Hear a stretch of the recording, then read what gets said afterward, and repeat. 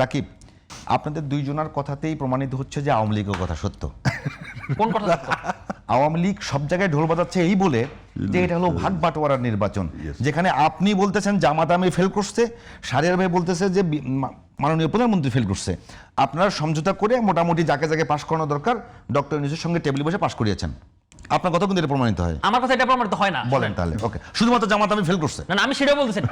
যদি আমি বলতেছি ওনার কথা যদি সত্য হয় সেটা ক্ষেত্রে প্রসঙ্গে বলতেছি, উনি এটাকে কোশ্চেনেবল করতেছে, আমি সেই প্রসঙ্গে ওনাকে একটা কাউন্টার পয়েন্ট দিলাম। শুনেন, এখন ঘটনা হচ্ছে ধরেন উনি রিজওয়ানা হাসানের বন্যার কথা বলছে না, এটা কথাটা একদম প্রেমিক বক্তব্য। সরি, সৈয়দ রিজওয়ানা হাসান, দুঃখিত নামটা ভুল হলো, যাই হোক নামটা ভুল হলো, দুঃখিত। যাই হোক, এই নামটা কথাটা একটা ফেব্রিকেটেড করে ওনারা এটাকে বাজারে ছাড়ছে। উনি একটা কথা হচ্ছে একটা, কারণ একটা গোষ্ঠী ডিপ স্টেট মিলে একটা গোষ্ঠী চেয়েছিল যে বাংলাদেশে ইলেকশন না হোক। বাংলাদেশে ইলেকশন যদি না হতে পারে তাহলে একটা এক্সট্রিম রাইটিস্ট এখানে উত্থান হয়, সেই উত্থানের পার্ট হয়তো বা আমাদের মতো শারীর কবির ভাইরা বা ওনারা এটাকে চায়।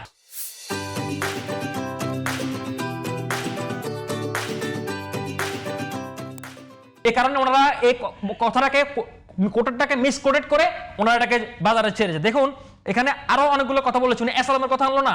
আমি এবার একটা জায়গা মতো হাত দিতে চাই। শোনেন, আপনি ইসলাম ব্যাংকের ওয়েবসাইটে ঢোকেন না, এখানে বায়াতুশ শরীফ লেখা আছে। বায়াতুশ শরীফে আপনি মানে হয়তো ফান্ড দিতে পারবেন বা ফান্ড দিতে পারবেন, এই যে একটা কোটে লেখা আছে। বায়াতুশ শরীফ কারা জানেন? এটা পীর। এখানে জামাত এবং হচ্ছে কি এসালামের একটা কমন নেক্সাস আছে। কারণ হচ্ছে কি এসালাম এই পীরের ভক্ত, জামাতও এটার ভক্ত, সেই কারণে এখানে একটা নেক্সাস তৈরি হয়েছে। এখানে বারবার এসালামের কথা ওরা আনে, বুঝছেন? এটা হচ্ছে এটা কিন্তু শেয়ার করবেন না। এখন আপনি এখন ঢুকে দেখেন ইসলাম ব্যাংকে, আমি আপনাকে প্রমাণ দেখাচ্ছি এখানে। সুতরাং এই যে কথাগুলো বলে ওনারা, ইলেকশন ইঞ্জিনিয়ারিং কথা হয়েছে, তারপরে এই যে ইউর বক্তব্য নিয়ে প্রত্যাখ্যান করতেছে, যেখানে একটা রিকগনাইজড ইলেকশন। সুতরাং ওনাদের ধান্দা হচ্ছে বাংলাদেশে একটা অস্থিতিশীল তৈরি করা এবং অস্থিতিশীল করে একটা ইলেক্টেড গভর্নমেন্টকে, যেখানে ভোটার মেজরিটি জনগণের ভোটে নির্বাচিত, সেই নির্বাচিত গভর্নমেন্টকে হটানো। এই ছাড়া ওনাদের আর কোনো ধান্দা নাই, দুর্বিসন্ধি কিছু নাই। আর কথা শোনেন, উনি বারবারই বলে যে তারেক রহমানকে ভারত নাকি ক্ষমতা বসাইছে, আনন্দবাজার রেফারেন্স দেয়, এই রেফারেন্স দেয়, সেই রেফারেন্স দেয়, 1000 কোটি টাকা, নানামুখী গল্প, চতুর্মুখী গল্প।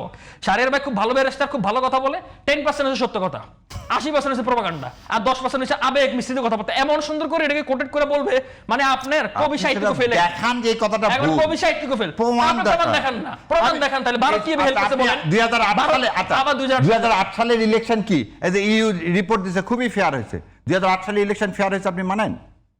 আপনি তো একটু আগে বললেন যে আপনি তো আবেগ দিয়ে নেন, আপনার ইউ দিছে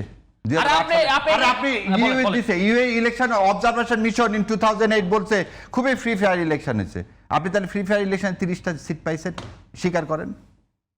আপনি স্বীকার করেন কি করেন? আপনি আগে বলেন না কেন রে ভাই? 2008 সালের ইলেকশন মেকানিজম হয়নি, আর যে প্রণব মুখার্জি তার বইতে যেটা লিখছে সেটা ভুল লিখছে প্রণব মুখার্জি। আচ্ছা, ওনার টাইম শেষ করুক। আচ্ছা, এই মানে এই যে ইউ যে এটা আসলো এবার নির্বাচন পরিচালনা কমিটির ক্ষেত্রে, যে তারা যে পর্যবেক্ষণটা করলো, সেই পর্যবেক্ষণে তো শুরু থেকেই ইউ একটা খুব রিকগনাইজেবল আছে। এখন দেখুন, বাংলাদেশের ইলেকশন না কেন, আপনি যদি ভারতের ইলেকশন বলেন, আপনাদের ইউএস এর ইলেকশন বলেন, কোনোটাই 100% ফেয়ার হয় না, কোনোদিন হয় না। 100% ক্রেডিবল করা সম্ভব না। কিন্তু মোটা দাগে এই ইলেকশনটা বাংলাদেশের মানুষ স্বতঃস্ফূর্তভাবে অংশগ্রহণ করেছে, স্বতঃস্ফূর্তভাবে ভোট দিয়েছে।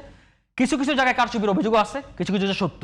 এবং আমি আপনাকে বলি, উনি যে চ্যালেঞ্জ করতেছে, তাতে আমিও আপনাকে পাল্টা চ্যালেঞ্জ করলাম, আপনি এটা করে দেখান না কেন। এই কথার প্রসঙ্গে আমি কথাটা বলেছিলাম, কিন্তু ঘটনা হচ্ছে কি, ধরেন আপনারা এই ইলেকশনটাকে কেন রিকগনাইজ করতেছেন না? এখন উনি বলতেছে যে, উনি কিন্তু বলছে, আপনি যখন ওনাকে উদাহরণ দিলেন যে আপনি নর্দমার মধ্যে বসে আপনি সুগন্ধ খুঁজছেন কিনা, ওনারা কিন্তু বলতেছে যে আমরা এর বিনিময়ে শুধুমাত্র জুলাই সনদকে পাস করার জন্য, ওনাদের টার্গেট ছিল ক্ষমতা না, কিন্তু জুলাই সনদকে পাস করানোর জন্য, তাই তো? ওনার কথা তো সেটা প্রমাণিত হয়।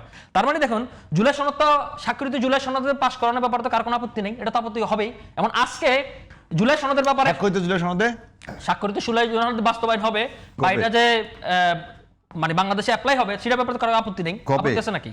কবে ভাই, কবে হবে? 30 দিনের মধ্যে। তাহলে কনস্টিটিউশন বলতেছেন কনস্টিটিউশনের মধ্যে 30 দিনের মধ্যে করতে হবে, করলেন না কেন? 180 দিন বলছেন, আর 30 দিন না না না না, গণভোট যতগুলো অধ্যাদেশ সেটা তো করতে হবে 30 দিনের মধ্যে। আপনি তো কনস্টিটিউশন বলতেছেন, কনস্টিটিউশনের কথা কি আপনি আমাকে বলেন যে কনস্টিটিউশনে কি আছে?